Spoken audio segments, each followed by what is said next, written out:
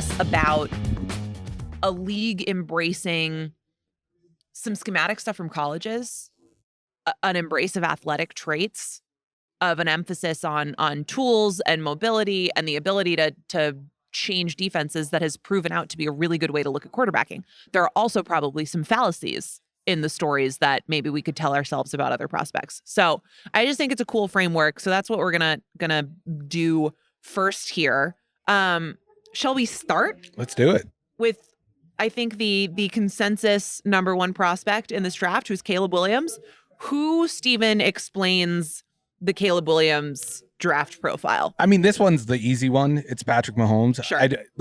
Caleb Williams is a prospect in any draft class, but without Mahomes, the Mahomes model, and I would even throw like Lamar, a little bit of Lamar in there, a little bit of Josh Allen in there. I don't think he's a consensus top 5 pick, and he's certainly not QB1 in this draft with a guy like May out there, like the prototype out there.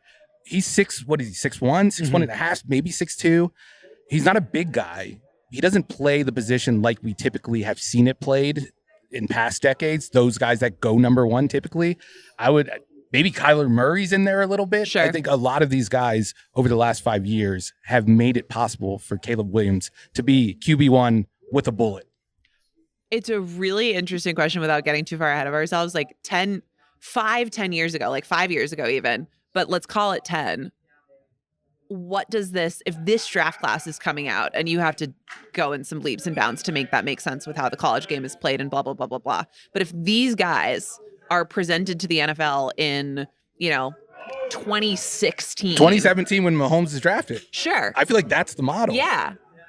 What does this ranking list look like? Because it probably looks pretty different in a number of ways, but starting with that's a good question. Where Williams would fit in and how the league would look at him. I still feel like he would be a coveted prospect for the arm and like the arm talent. I think that before Mahomes, and he wasn't even the QB1 in his own class. No.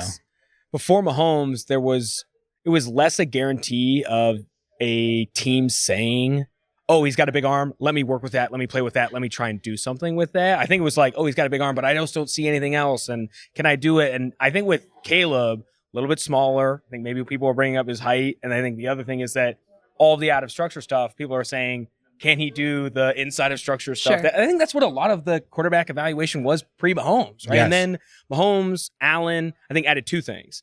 Mahomes adds this whole flavor of if he's got a big arm and he can make these plays out of structure and make these throws off platform, specifically the throws that you've written about for the Ringer, like where you're off your base, flailing back and can still put it downfield. I think teams are like, I want that talent. Let me work with everything else. Before that, I don't think we were saying that. And then with Allen, it's not just the talent that he had, it was also the developmental arc that I think teams started to attach themselves to. And that, like, we can take a kid out of Wyoming who has a rocket arm, really good athleticism, but really nothing else, some bad accuracy on tape, some bad decisions on tape, and that 2-3 year trajectory, that works for us. I think there's some fallacies in the Josh Allen one. I don't think everyone turns that 2-3 arc, but like I do think with Williams, and because Mahomes was drafted and the success that he's had, because Josh Allen was drafted and the success that he's had, it's easier for teams to say, let's find a way not to mimic evaluating that talent and selecting that talent, but find a way to mimic developing that talent. Yes. I think that's always like undervaluated or under-discussed in the whole pre-draft process as well, especially with quarterbacks. And I think that the NFL has a bit of a development issue because there's a whole conversation on do you sit guys, do you play guys right away? I think it's easier in today's NFL to break a quarterback than make a quarterback if you draft them very highly and have the expectations. And I don't think that's gone away. I don't know if anyone's been able to show that. Obviously, like Jordan Love sitting, Patrick Mahomes sitting. There's some people saying like maybe this should be the way. I don't know. I think overall, Mahomes and Allen, both those were also quarterbacks, good teams, yeah, right? Exactly. Like those were stable franchises, decent rosters. And even those two plans were different. Like right. Mahomes sat for 16 games. Right. Jordan Love sat for like 38 games. Yeah. And I don't know. I think that it's as important about like identifying the talent, about what you like and what you think is working in the NFL. I think last year's combine, we heard a lot of coaches talking about escapability and the second play and trying to extend things. I think what also needs to be discussed is like, what exactly is the right way to enter these guys into the league? Because I mean, with Bryce Young, right? I think Bryce Young's an interesting quarterback, and maybe I'm getting off tangent here, but like Bryce Young's an interesting quarterback to talk about. We'll pull you back in a second. It's okay. It's interesting. He's an interesting quarterback to talk about because is that someone that maybe benefits from sitting, or is that someone who maybe benefits from going a little bit later and expectations not being as high? And, like, I don't he know. gets even shorter. Yeah, that's true. That's true. Booster seat. We need a booster seat. So point well taken. And we should stress that, like, these are not comps, right? This is about the stories that we in the league sort of tells itself that influence where guys get drafted. But from a more compy perspective, I am curious because, Steven, you've written about the off-platform throws and about how if you look around the league at who's having success, that ability to like throw that fade away and throw when, you know, whether it's about core strength or whether it's about how you control your arm angles, you can make those plays is such an essential quality. Where is Caleb for you when you watch the tape? I would have called myself crazy if I heard myself saying this 3 weeks ago, but Mahomes is the right comp. I know we're not doing comps, but that is the right comp for him. And I think the out of structure stuff, what people I think get wrong, this is just my opinion, is that you're not asking yourself what's the other play to be made. With Zach Wilson, there was other plays to be made, and he was still doing stuff.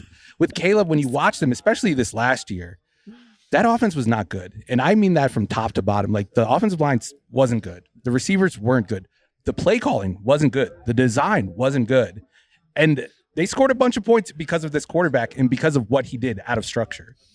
I found myself, like, I think it's another thing that's been under discussed too about the USC offense is that the design's not good, the scheme's not good, no one's getting open. And that's what more often led to had the highest average time to throw of any quarterback in college football this year. I think a lot of people are saying he's dodging things or missing throws. And it's like, you watch the tape and you'll see immediately, like, Jerry Rice's son just doesn't have it. You know, like it's not working, right? Like it's not working the way that they expected. And I also think even beyond like the talent of the receiving core, how often were you watching USC and seeing like no one come open and also all short intermediate routes and he's coming off it super quick? Like there are times where I feel like Caleb moved quicker in the progressions because he's almost expecting them not to get open, almost expecting the play not to work. And that, I remember writing, I don't remember who I was talking to about it, but I remember saying to someone that a big part of the Caleb Williams conversation is going to be, can you distinguish the plays where he is moving too fast through the progressions wrongfully, or when he's like, I better get out of here because this isn't working and I need to make a play because my team sucks. And like Caleb Williams, USC should have been like a playoff competitive team this year because of the talent that Caleb Williams is. And he was hamstrung by obviously a bad defense. Everyone knows that who watched USC this year, but also like a poorly designed offense with bad skill players. And I don't know. I think that I saw a little bit of that in the beginning of the season. I was like, oh, is this going to play out? And then as you watch towards the end, the UCLA game at the end of the year is a disaster in terms of how they prepare for that game, the offensive structure, who's getting open. And like when you get beat that bad by your key rival and like, it's not even close. That to me, I mean, even in their home stadium, like, I don't know. Like, you could just tell that the offense was not there. It was not there for Caleb, and I think that you need to be able to distinguish that. You could tell without getting anywhere remotely close to the, like, very dumb discourse about him having feelings. Like, you can tell that parts of the season wore on him. Yeah. No, absolutely. I can't even get into that discourse. The paint, it's just ridiculous. Feelings. I hate how much. We are scared of them. It reminds me a little bit of some of the Kayvon Thibodeau stuff coming out, where like people are like, "This is different. I hate it." right. That's what it is. This is different. He's wearing a dress. I'm out. This is different. I hate it. Is maybe the more appropriate explanation for draft paradigms. All right. Speaking of not different, let's keep it rolling. There is. I'm going in Danny's order here.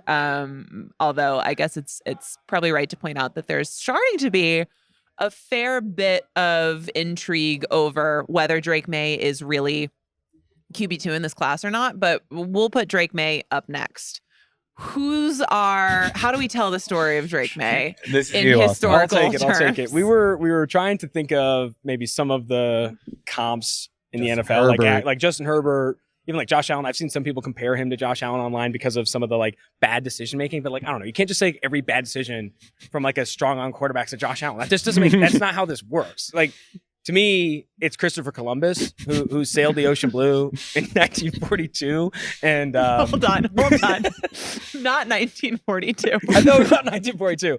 What is it? 1492. Yeah. Well, I mean, essentially, it's just like every white quarterback ever sets the precedent for like if you're big, white, strong armed, you're going to be coveted in the class. And I feel like That's like the nutshell of what Drake May is. And I think he's still a guy that is getting better. Still a guy that, in my opinion, I don't like the Herbert comparisons because I don't see the athlete that Herbert was. Sure. And I don't think that he's not even the athlete that Trevor Lawrence was. Yeah. I'm not saying he's this level. He's closer to Kenny Pickett than he is to Herbert in terms of an athlete. In terms of like him separating from like defenders, running to the edge and being like a runner. And I know he had better rushing numbers in 2022 than he did this previous year. But that to me is like maybe a key separation of why I'm not on the Herbert stuff. But anyway, I think that the pathway for Drake May getting into the league is every big, white, strong-arm quarterback before him. Just for clarity's sake, I asked when we were planning this pod, I asked Steven and Austin, like, all right, where are you going to go with Drake May? And it started as every big, strong-armed, prototypical quarterback ever. And then it got into the history of time, the history of capitalism. I think capitalism was one of them. And all of a sudden we ended at Christopher Columbus. So just in case that was a little opaque for any listeners, that's how that happened. Again, I'll use the same framework. If this draft happens in 2017, I mean, he's going number one overall. He's going number one overall, right? Like Drake May is absolutely in 1942. Yeah, he might be there. I mean, in 1492, 1942, he's the president of the United States. I think that's actually true. I think that's actually true. Harding made it. He can make Drake May in 1492. Well, he's the leader. 1942. Sorry. He's leading us through World War II. Yeah.